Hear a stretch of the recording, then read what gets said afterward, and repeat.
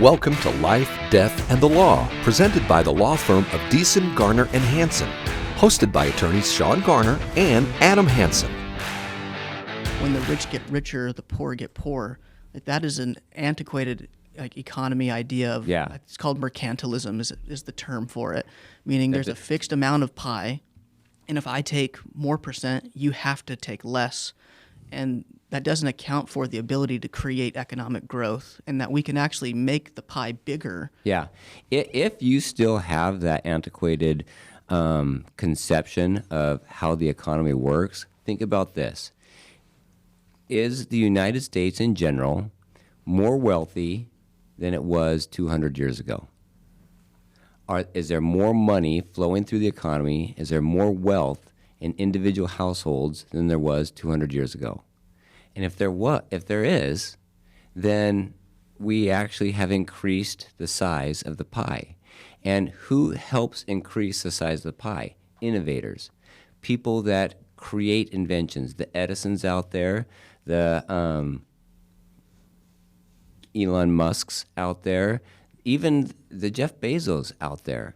And I say even because, he's staunchly Democrat and he's progressive and he wants to have this social justice where everything is given away and we're all on an equal playing field regardless of how much we contribute to society, yet he's not giving away all of his money. The Taylor Swift's out there, right?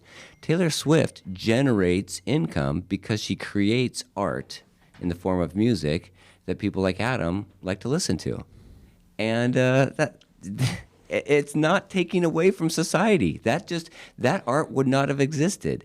And if people didn't want to go listen to it, those revenues would not have existed.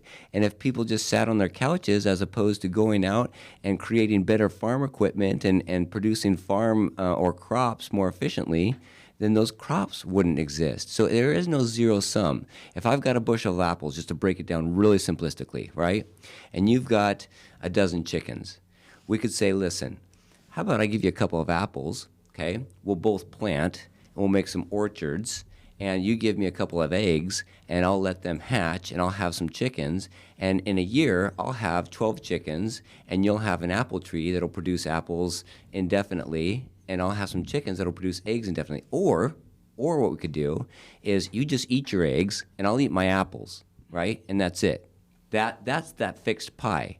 So the difference is, do we want to incentivize people to barter one with another and be productive and create increase, or do we want to penalize them for the more that they are productive and innovative because we're going to insist that they pay a higher tax and that the 1% that's paying 45% of all of the tax revenue is not enough? We've got to take a break. This is Life, Death, and the Law. We'll be back. If you want to learn more about how you can protect your hard-earned money, especially for your children and your heirs, come to our seminar. It's on March 8th at 2:30 p.m. It's at the Foothills Library, and we are going to be talking about how to set up an estate plan.